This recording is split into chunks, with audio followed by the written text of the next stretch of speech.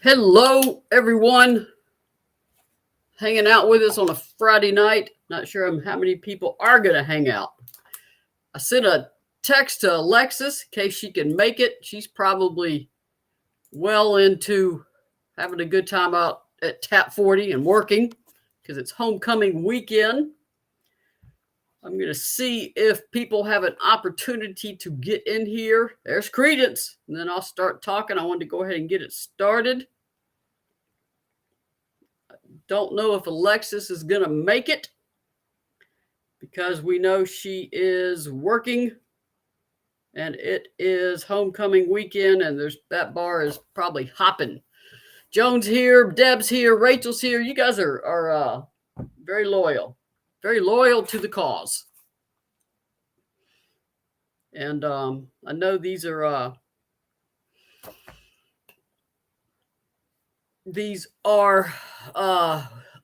The non-conference can be odd days of the week, odd tip times. Trina Ammons is at Tap 40 with Candace Parker. There you go. That's the way to spend a Friday night. Rachel's wearing her flannel pants. We're going to assume Rachel is not at Tap 40 if she's wearing her flannel pants, but you never know. I saw those online. Joan says, since the beginning. Good for you, Joan. Credence said, whoa, that was a nervy game. Yeah. Kathy said it was a good game. Yeah, agree with that too. I had written about this game pregame at some point last night. All my days blend together right now. But UCF is a tough team. Tough team. They are a tough defensive team. They full court pressure. They turn over the ball. That is how they win. They are a team that will beat teams. They will compete with teams. So I was talking to some people who, follow the sport pretty close, follow other teams, and said this will not be an easy game for Tennessee. And I know people get caught up, are you ranked or not, but that doesn't really matter. They said this is not going to be a easy game for Tennessee, and it was not. Leanne said, what a great night. Thank goodness for Burrell news and no ACL. That is very good because an ACL injury, as we all know, that's a 9-month rehab. We asked Kelly again about it after the post game tonight because they did a Zoom from Orlando, and Kelly said that she is still going under evaluation. They'll be there to support her through it. So I do not know exactly what it is, obviously, and Tennessee is not going to release that kind of detail if they completely know exactly what is going on. But she is out indefinitely. So I would not, expect Ray to be playing Monday. She is out indefinitely, and hopefully there will be more updates and more good news for her going forward. But the fact that her ACL is intact is very big. Now the knee is there's multiple ligaments in the knee. There's the way that if you look at the anatomy of a knee, I'm stunned that ever stays intact. The knee it's always puzzled me how the knee ever even works and stays together. It's just a bunch of, your thigh bone and then your two lower leg bones coming together and a bunch of ligaments going every which way around the kneecap. So they will have to keep evaluating her, keep treating her, and hope for the best. But for Ray's career going forward, whenever she can get back to basketball, the fact it's not an ACL is very good. Trish said, missed the game, so here to get caught up. It was, let's see, I think 40, 49, 41. Yes, 49, 41. Turnovers, 28 for Tennessee, 24 for UCF. Some were a little questionable, the nature of calling it a turnover. Apparently, Jordan Horston can travel with her arms. If you listen to the commentary, she gets hacked going in. The ball goes flying everywhere, and they call it travel on Jordan. I still do not understand that one. Jordan got tripped, and she fell with the ball. The ball is not in control of her, and the commentator was trying to say, well, that was a travel. I'm like, we actually have to have possession of the ball for it to be a travel. So it was when you have a team that is so defensively minded like UCF, you're going to have games like you saw tonight because they just – remember Rutgers, for those who have been around a while, remember watching Rutgers games? It's very similar. It just low scoring and a grind. The good news for Tennessee is that they led the whole way.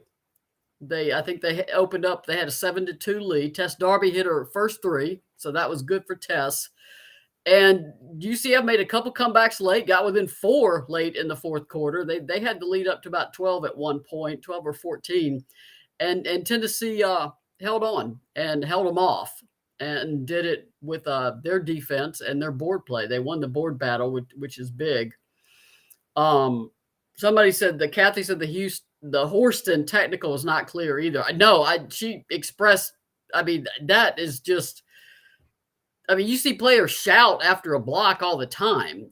These early games, you just get the weirdest officiating, particularly with these non-conference games. I'm not saying it gets much better in the SEC, but Ray Burrell immediately tweeted, she was back home, of course. She did not make the trip, that would not be called in a men's game. And Ray is 100% correct. Linda said, what do you think about the technical on Horston? Linda, I had the game up on my phone. I was just like, how is that a technical? She had a big block and shouted about it. She wasn't taunting. She wasn't directed at anybody. It said Mickey, Mickey would have been right there courtside too. So he's probably just as flabbergasted. Brooke said, I just saw that Renaya Davis visited the locker room post game. How awesome. Yes. Tennessee's Twitter has a brief clip of Renaya coming in, getting a big hug from Kelly. Renaya, of course, is a Jacksonville, Florida native. So she was able to come over and watch the game and see the team. So that's always good. I know she would have liked to have seen Ray Burrell, but Ray is back home. So Valerie said, like what we're seeing out of Dye. No, I agree. Alexis Dye is she's a baller. She's a gamer. You get her in there and she's going to mix things up. She's going to get on the glass. She's going to work hard. That reverse she hit a reverse layup that was I think that was to open the third quarter. I believe it was after halftime. That was a beautiful play. Renee said that call was made by Eric Bruton, so that explains a lot. Yeah, I was driving home. I had a work event this evening, so I was listening to the first quarter on the radio, and I was listening to the pregame, and I heard the officials announce it. I'm like, oh Lord, it's going to be a long night. But that's part of it. That is just we could talk about officiating after every game. It's not going to change anything. We all know that's is part of what we got, and we're going to have to deal with it. Teams, fans, writers, everybody. And it's but back to the Horston technical. I was stunned. I came after the block. So I'm assuming it was connected to the block, but it may not have been. I don't know. It was just, and it was baffling. I don't understand it. I guess I should move on to something else. Somebody mentioned Brooklyn Miles. Yeah, Brooklyn Miles. Kelly mentioned her post game, and said, She forgot she's a freshman. She forgot she's not, she forgot she's a freshman point guard. She said, I look up one time and she's picking up the ball 94 feet. And then I look up again and she's leading the break on the offensive end. We talked to Jordan Horston too and Tess Darby. Jordan Horston said she told Brooklyn, you put pressure on the ball handler like that, you're going to play. You're going to play minutes. So she was someone that I heard was a player with some attitude in a good way, and she has certainly demonstrated that. I do want to point out we are 2 games into the season, and if you're on Twitter, if you're not on Twitter, don't join Twitter. It's just a cesspool of God knows I don't know what. People are insane on Twitter, but Tennessee 18 minutes into the season lost its senior forward, its preseason All-SEC team player in Ray Burrell, a player who was on every National Player of the Year watch list that you can have, and also somebody who was a leader on the court.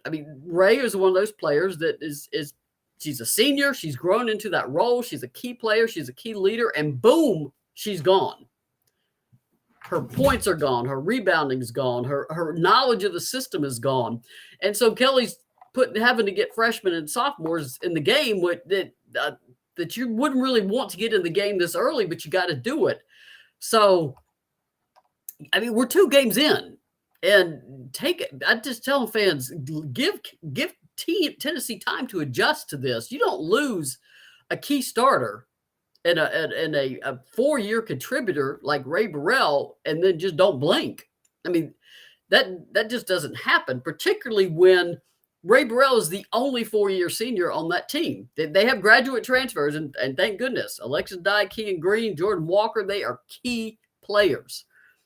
But Ray Burrell none of this is new to her. She's been in the SEC 4 years. She's been around Tennessee for 4 years. She's had 2 head coaches, adjusted great to all of them. So just everybody sort of pump the brakes on. If you know anybody acting like that, just tell them pump the brakes. Give it time. It's November. We weren't even playing this time last year because of COVID. So Amanda said they don't care, Maria. It's toxic. It really is, Amanda. If I could go back and undo social media, I realize the good it does, but it is just an atmosphere that I don't think is good for anyone's mental health. And people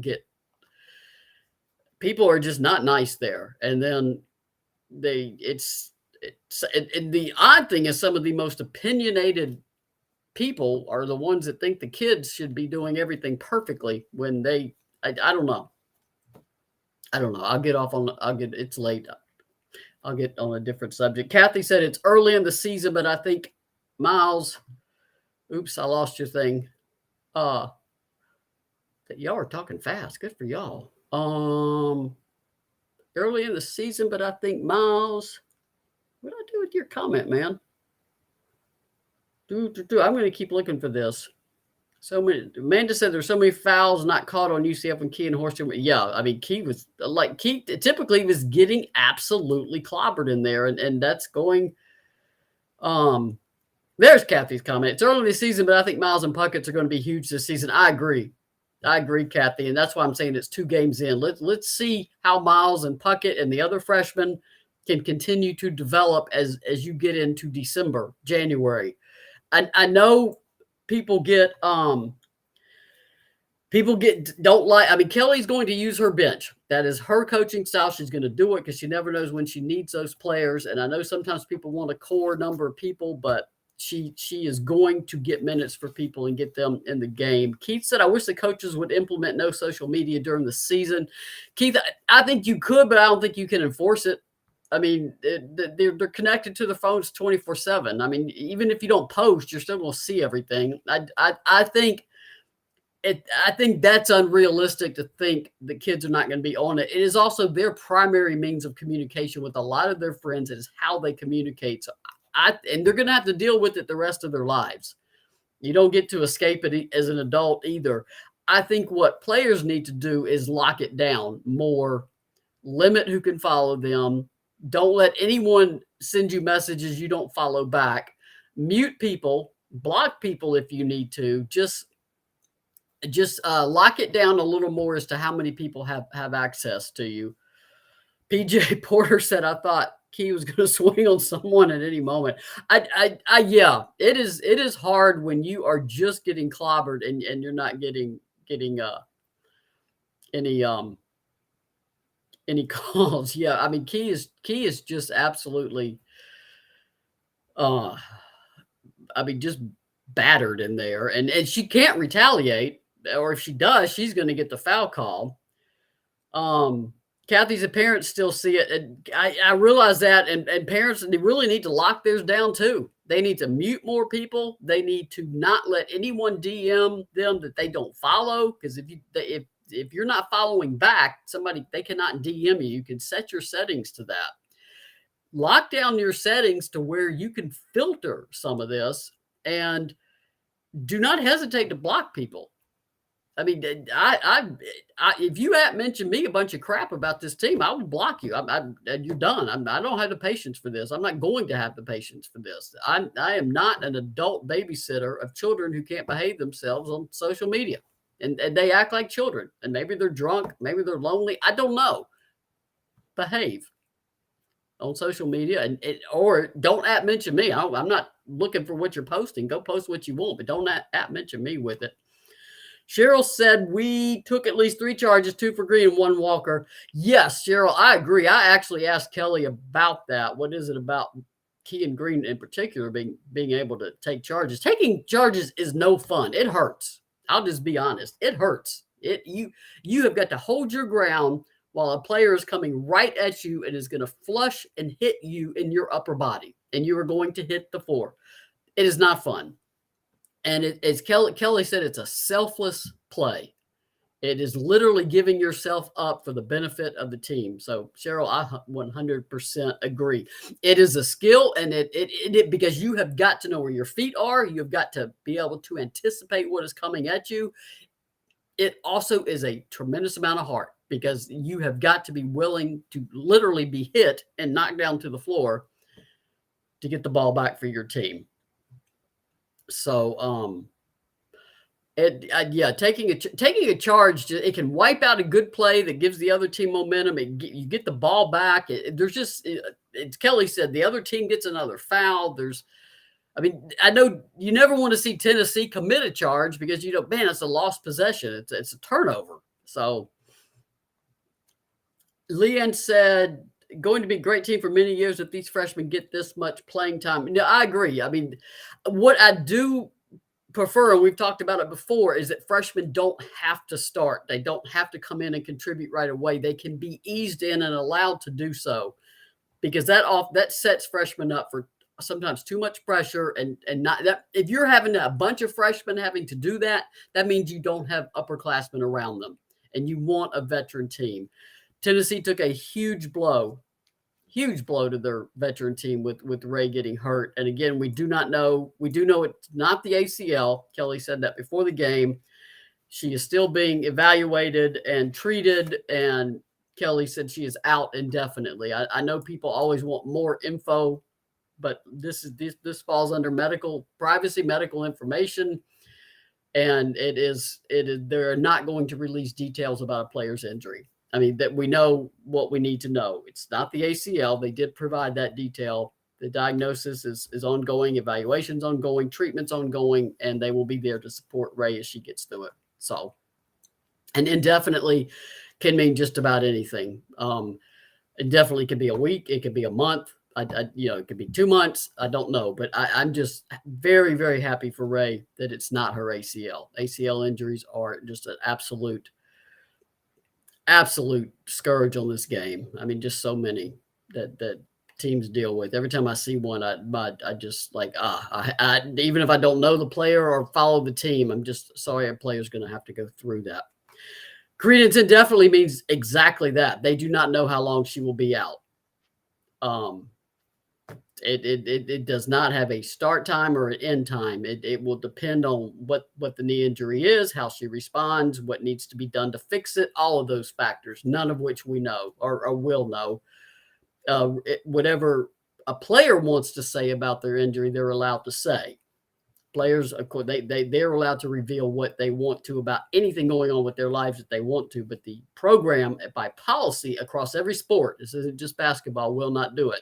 I've told people, if you've ever listened to a Josh Heupel presser where the media ask him about availability of players who are injured, it is a non-answer answer, and they try every week, and it's not going to change. So, and this is not just a Lady Vols thing. This is a policy-wide. And I certainly agree. When people say, well, Pat was open about it, or Pat talked about it, Pat coached in the infancy of social media.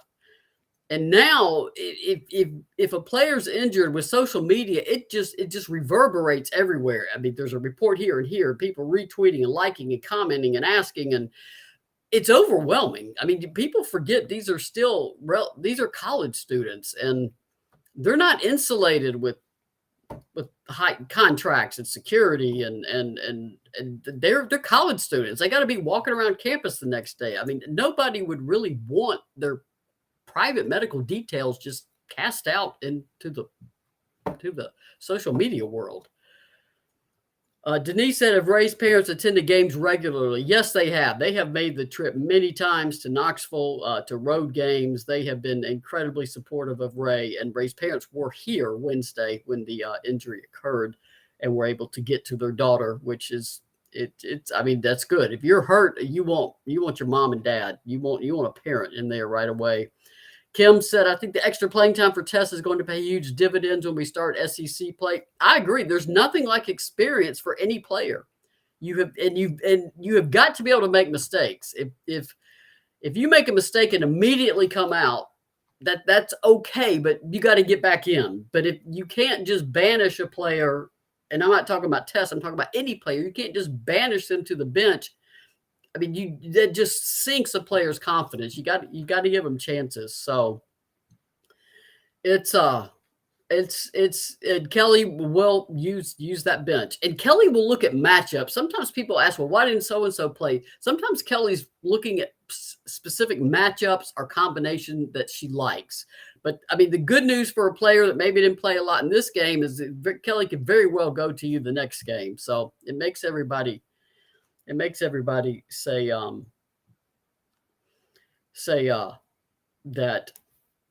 that you've got to stay ready in Kelly's system, because you don't know when your name's going to be called. So you need to get ready.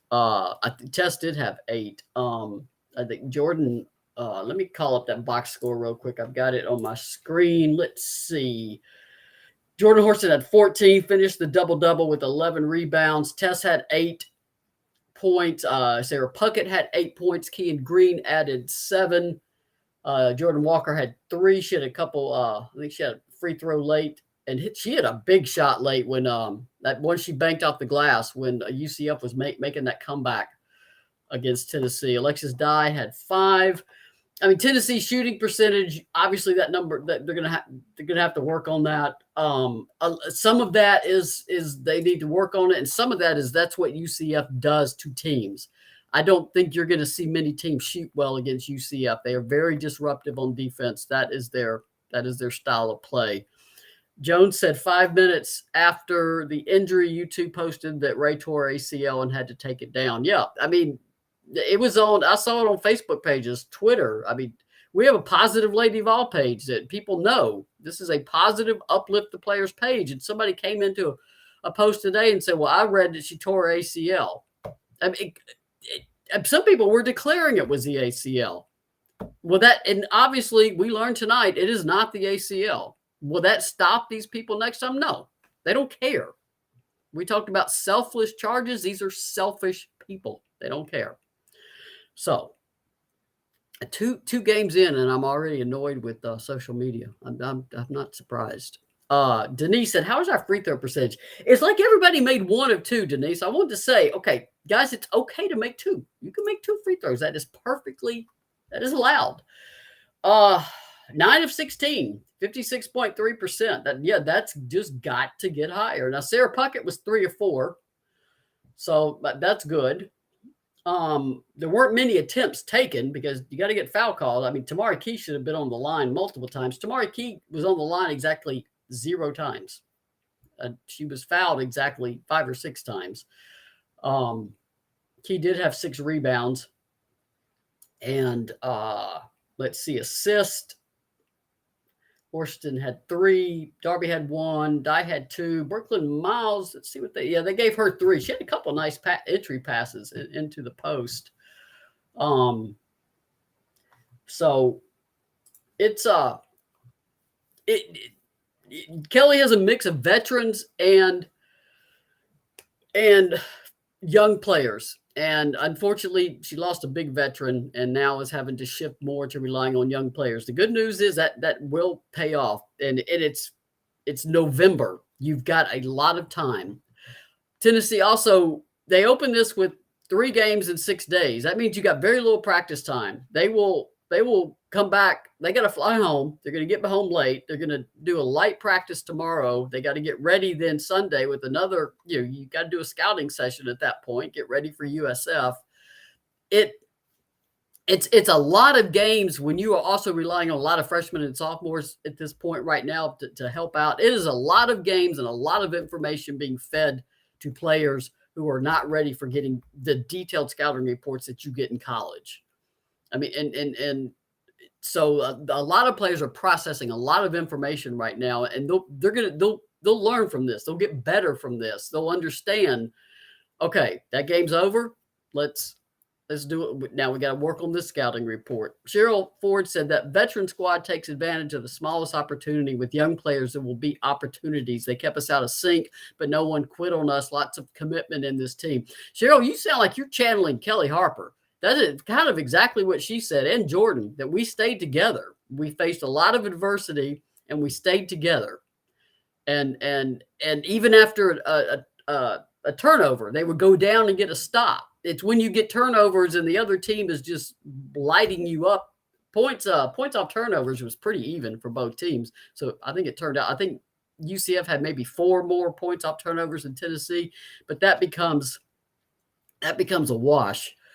Kimberly says it's going to take a minute for them to get used to Ray not being in the lineup. Absolutely, Ray's been a fixture in the starting lineup for the players that are juniors and seniors. So that's a big that's a big blow to a team. Kathy said young players are skilled. They are skilled. They're basketball savvy. Brooklyn Miles, she was not someone that generated a lot of recruiting buzz. Could be because, out of Kentucky, other players ranked above her, but she may be the steal of that 2022 class. My goodness, that young lady can play. She doesn't get rattled either. And that's not something you teach. That seems like an innate thing. She does not get rattled.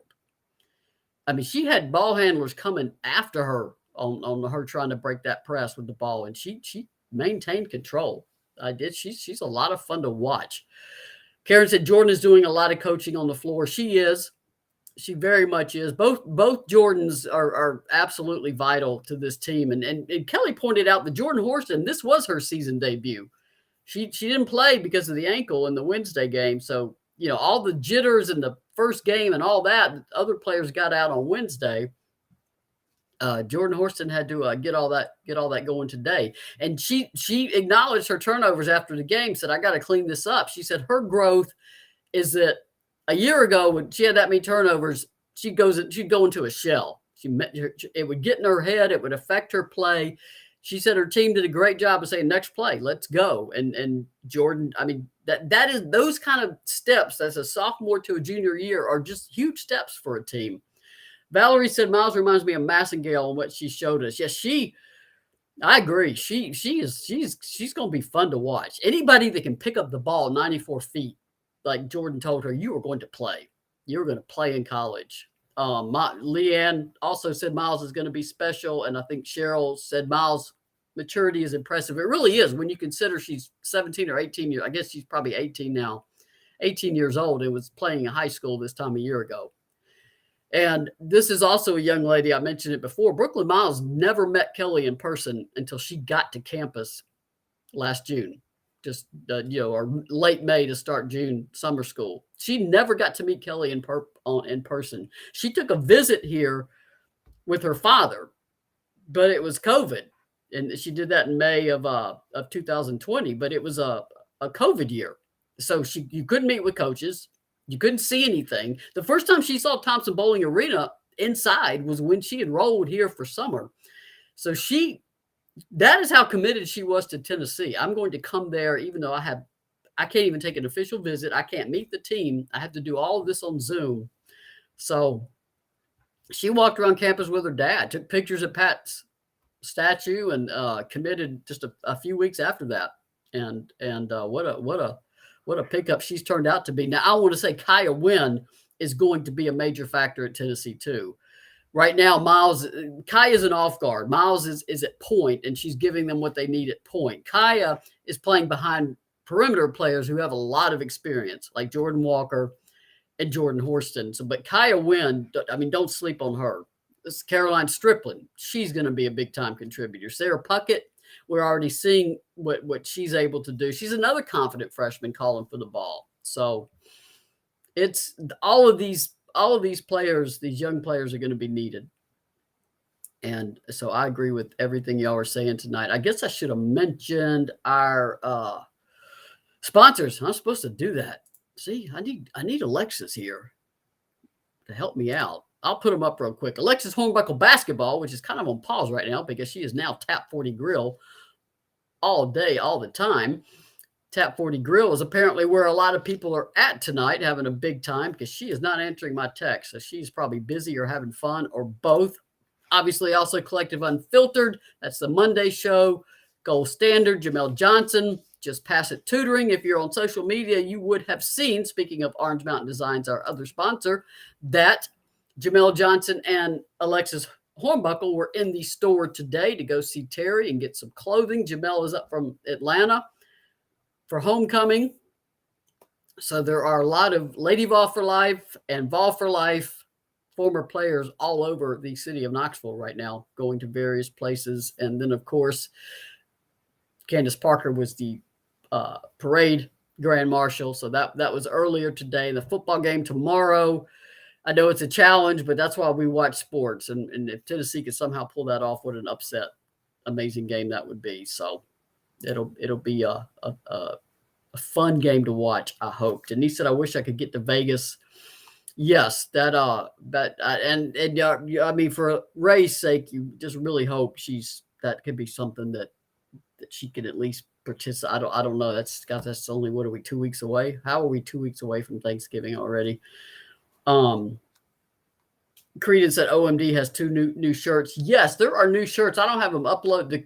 Tamari Key and Alexis Jordan Horston have new shirts in stock. Key is like got her arms all the way across the shirt with it's a really interesting little it's a caricature of her, I think. Yeah, it's really kind of cool looking. When we do our next show, I'll be sure to get those uploads so you can see them. And then Jordan caution sign. Jordan's got one of the official caution sign T-shirts with her name on it. So let's see. Cheryl Ford said Caroline and Sarah are gonna be beasts down low. They just need a little time, but they are mentally and physically right for it. Now, I agree, because you've got to get used to the contact that is allowed. And we hadn't even gotten into the Texas and the Stanford and the SEC, the contact that's allowed down low. It is tough. It is tough for a freshman to deal with that kind of physicality that you see in college, particularly if you play in the paint. Kathy said, Candace, do you think she spent time with Ray? I don't know yet. Candace is going to be around the team tomorrow when they get back from Orlando. So if she hasn't, she will, because the team is going to be able to do some stuff with Candace tomorrow when they're gathered again. They just got to get them home, get them on that flight, and get them home.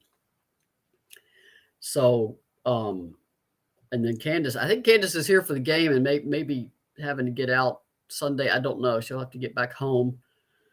But it's always obviously good to have Candace in town and repping the Lady Vols and all the former Lady Vols that are in town. It's good to see them come home. When they say family, Lady Vol for life, they really are not kidding. It really is here. Well, it is late. It's 9:30. I want to make sure Alexis wasn't going to make it. She had said she would try to pop in. Trina, you can go tell everybody that we said hi. Y'all go hang out, have some good beverages, some good food, and enjoy hanging out at Tap 40 Grill in Powell. And Kathy will be here for the Texas game. Good. That's goodness. That's a week from Sunday. Boy, these things come rolling fast. Creed said, any recruiting news? No, there's not. I wouldn't expect any anytime soon right now. I mean, the 2022s are signing at various schools, and then the next signing period, if you don't sign early, and the early signing period ends Wednesday, the 17th. This coming Wednesday is the last day. You do not sign again until April. There's a month-long period, mid-April to mid-May. So I think things are going to be kind of quiet on the recruiting front for a little bit. But I always say the only consistent thing I've ever noticed about recruiting is it does and will change. So I have always got one eye on it. I know there was a big-time 2024 player who was here on an unofficial visit, and would put up some. I think that was Joyce Edwards, I believe. She was in town. So Justine Passat is signed, sealed. She's ready to come. She will be here. she can enroll for summer school in 2022, and she will be ready to roll. So thanks everyone for coming. I had better put up a quick take story, but I better do a full story and go transcribe these Zoom interviews that we get to do. The one thing about the COVID pandemic is that it forced media coverage into Zoom, and that is perfect for the road, because now local media can zoom in and get Kelly when they're on the road, which we can't usually do, of course, because it was all in-person media, even on the road. So it's one benefit I have seen from all of this. You guys have a great night. Have a good weekend. And I will be back here with y'all Monday night, because USF ranked team, I think they're 22nd, 21st. They're both polls are right in the 21, 22. I'm not sure which way it goes. It may be 22 AP, 21 coaches, ranked top 25 team. Definitely going to be an NCAA tournament team, so will be another good test. You guys are always great. Have a good night, and I will see you in a few days. Peace as always.